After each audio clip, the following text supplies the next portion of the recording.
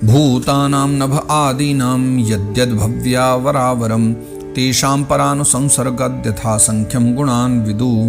हाँ, ये ठीक है कि विदुर जी, ये जो आकाश आदि अभी भूतों में से जो जो भूत पीछे पीछे उत्पन्न हुए, भूत यानी ये सभी तन्मात्रा आदि या जो भी रूप रसगंध स्पर्श तेज की चर्चा है, तो जो जो बाद में उत्पन्न हुए उनको क्रमशः अपने पूर्व जो भूतों के गुण भी हैं उनको अनुगत समझने चाहिए। मान लीजिए कोई वस्तु पहले पैदा हुई, फिर उसमें विकार आया तो दूसरी वस्तु पैदा हुई, फिर उसमें विकार आया तो तीसरी, तो जो तीसरी वस्तु प्रकट हुई है ना, उसको वो दोनों पीछे वाले हैं वो उनके अनुगत ही रहेगा, है ना। यानी वो दोनों पीछे वाले जो हैं उनके अंश भी उस तीसरे में विद्यमान रहेंगे।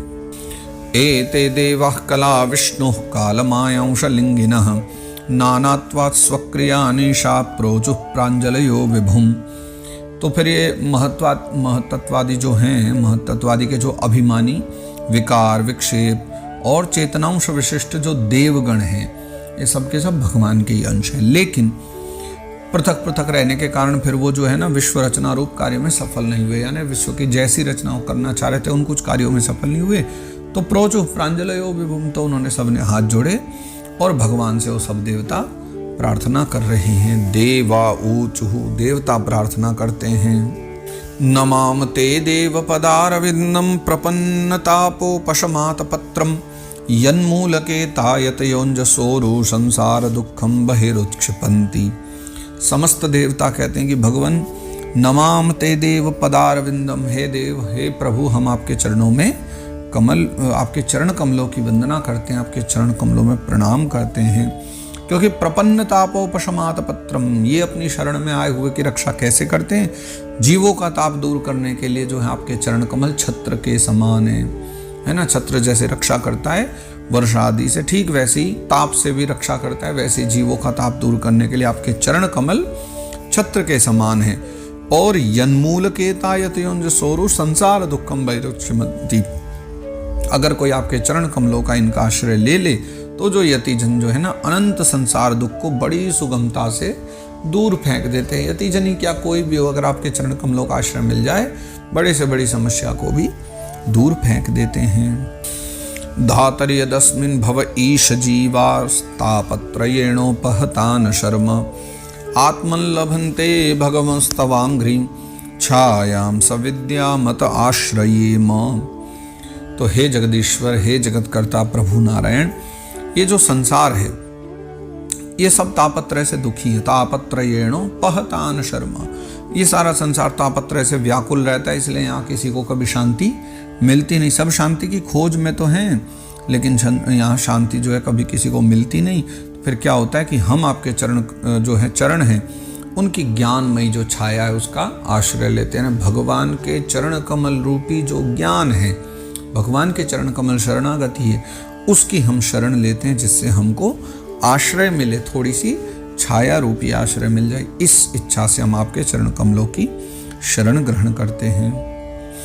मार्गन्ति यत्ते मुख पद्मनीडैर्छन्दः पर्णैर्षयो विविक्ते यस्याघमर्षो दशरिद्वराया पदम पदम तीर्थपदः प्रपन्नाः। तो हे प्रभु, ये जो बड़े बड़े मुनिजन ऋषिजन है ना, ये सब एकांत स्थान में रह करके क्या करते हैं कि आपके मुख कमल का आश्रय लेने वाले जो वेद मंत्र रूप है ना, वेद मंत्र है ना, पक्षियों के रूप वेद मंत्र के द्वारा फिर जिनका अनुसंधान करते रहते हैं, यानी जब देखो वेद मंत्र आदियों को लेकर के वेद मंत्र आदि के द्वारा आपका अनुसंधान करते हैं, भजन चिंतन करते हैं, और जो सदा जो है पापनाशिनी नदियां जो श्रेष्ठ गंगा जी के उद्गम स्थान है, और यानी आपके चरण कमल, वहीं से तो गंगा निकली है, उद्गम स्थान वही है।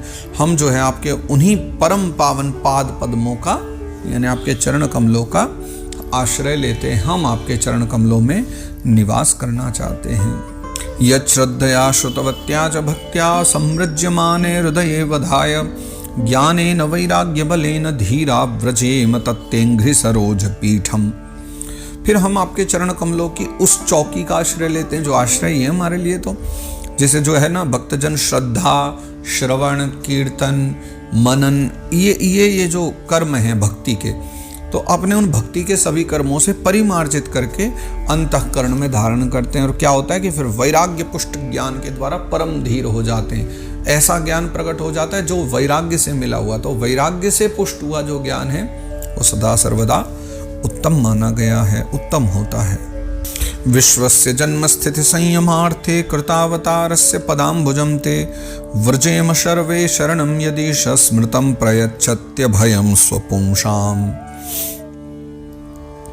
तो हे प्रभु, आप जो है ना, देखो संसार की उत्पत्ति स्थिति संहार ये सब कर्म आप ही तो है। जन्म स्थिति संयमार्थे, ये सब कर्म आप ही करते हैं और इन्हीं तीनों कर्मों के लिए आप अवतार ग्रहण करते हैं। तो इसलिए हम सब देव जो है ना, आपके चरण कमलों की शरण ले लेते हैं, क्योंकि अपना जो है शरण में आए व्यक्ति को या जो अपना स्मरण करने वाले भक्तजनों को अभय कर देते हैं। चरणों का जो स्मरण करता है और चरणों की शरण में आ जाता है, चरण ही उसको अभय प्रदान कर दिया करते हैं।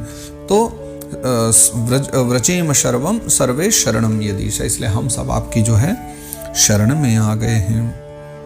यत्सानुबंधे सति देह गेहे ममाहमित्यूढ़ दुराग्रहाणाम पुंसाम सुदूरम वसतोपि पुरियाम भजेम तत्ते भगवन पदाम्बुजम्।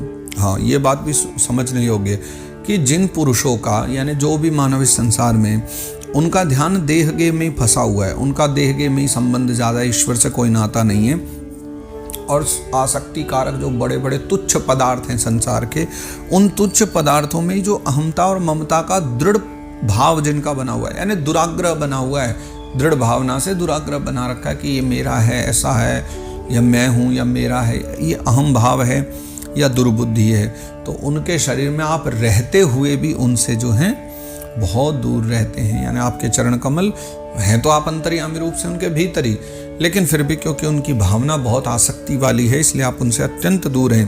तो आपके उन्हीं अत्यंत दूर रहने वाले चरण कमलों का हम आश्रय लेते हैं कि हम सदा सर्वदा आपके चरणारविंदों का भजन करते हैं। तान वै सद्वृत्तिभिरक्षभीर्ये पराहृतांतर मनसः परेश अथो न पश्यन्त्युरुगायनूनं ये ते पदन्यास विलास लक्ष्म्या। जो लोग विषय भोगों के रस में बहुत ही ज़्यादा डूबे हुए हैं, है ना, जो विषय भोग ही जिनके लिए महत्वपूर्ण हो चुका है, उसी में जो रस ढूंढ रहे हैं, वैसे पामर लोग जो है ना, ऐसे निकृष्ट या तुच्छ आसक्तियों में फंसे हुए जो लोग हैं, वो आपके विलास पूर्ण जो पाद विन्यास की शोभा है ना, शोभा के जो विशेषज्ञ, उन भक्तजनों का दर्शन नहीं कर पाते। यानी ये आप ही की कृपा ही होती है कोई कि जो पहले आसक्ति से दूर जाना चाहे, तब पहले संतों के, भक्तों के दर्शन होते हैं। आपके तो बहुत बाद में दर्शन है, लेकिन जो विषयों में ही फंसे हुए हैं, उनको जो है आपके भक्तजनों का भी दर्शन नहीं होता, नहीं कर पाते। और जब भक्तजनों के दर्शन नहीं है, तो इसी कारण से जो है ये ते पदन्यास विलास लक्ष्म्या, इसलिए उनको जो है ना आपके चरणों से भी दूरी बनाए रखनी पड़ती, या ये कहें दूरी बनी रहती है, वो कभी आपके चरण कमलों का भी दर्शन नहीं पा पाते।